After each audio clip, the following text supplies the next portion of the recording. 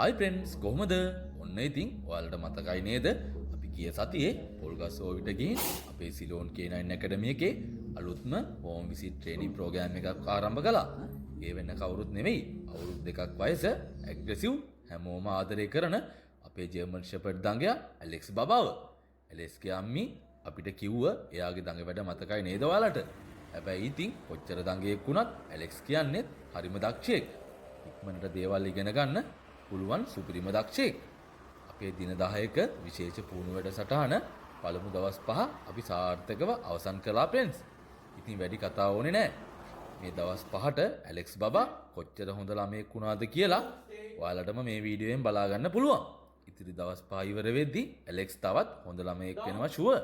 ඉතින් friends Alex බබාගේ මේ වෙනස ගැන ඔයාලට මොකද හිතෙන්නේ?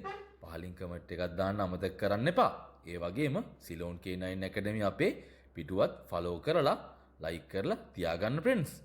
ඉතිරි දවස් 5 අවසානයේ ඇලෙක්ස්ගේ ෆයිනල් රිසල්ට් එක අරගෙන අපි ඉක්මනින් එන්නම්. එහෙමනම් ෆ්‍රෙන්ඩ්ස් ඊළඟ වීඩියෝ එකෙන් අපි නැවත හමු යමු. අදට ගිහින් එන්නම්. බයි.